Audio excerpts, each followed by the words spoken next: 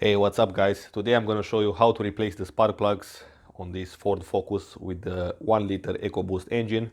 Now, since this engine is a turbocharged one, the changing interval is going to be a little bit shorter compared to a regular model without a turbo. I've read the specs from the Ford and they recommend that after 37,000 miles you're going to consider changing the spark plugs, and it should not exceed 100,000 miles. So it really depends of your car and how you drive. It depends a lot of the way you are driving and how much you are using the turbo while you drive these kilometers or miles. You can just open one, inspect and see how it looks. Place back this oil cap in order to prevent dirt going in there.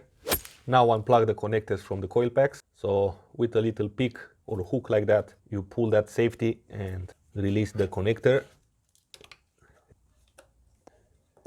and slide it out. On each coil pack you've got two 8mm bolts. Just loosen them up first to make sure that you can do that, and then you can easily remove them by hand. Once these 6 bolts are out, you can begin to pull out the coil packs. Now place them in the same position you found them. Now you can have a look inside the spark plug holes and they should be clean. And as you can see, this last one, there are some debris in there, and take care of those debris and don't let them go inside the cylinder head. With a 14mm spark plug socket and an extension, I'm going to open the first one. If they don't come out easy, then try to not force them, because that's how you can break the threads. It looks like the engine runs properly. There is no excessive carbon, there is no excessive white burned material. So let's see the third one. Like for example, if you find one of the spark plugs with more carbon buildup, it means that on that cylinder the injector is leaking more fuel. And it doesn't have to be a lot of leaking, but just enough that you make this extra fuel. Sometimes you replace all the injectors instead of just replacing the right one. A simple trick like this, inspecting the spark plugs, can save you a lot of money by not replacing all the injectors. Usually when you replace one part, it's a good idea to replace all of them, but sometimes it's better to, but sometimes maybe you want to save some money, so why not replacing only the part you need.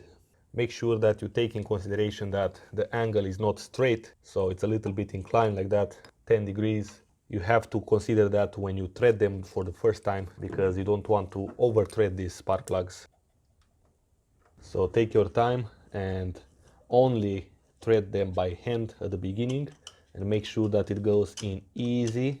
If it doesn't go by hand, then you've got some problem. You do not force it with a wrench. Spray there, lubricate it, clean very well the spark plug area together with the threads. Use something long like this magnetic clip. Put some sort of cloth with some gasoline, and then you clean the threads for the spark plug, and then you try again. The torque specs are 14 foot-pounds or 90 Newton meters.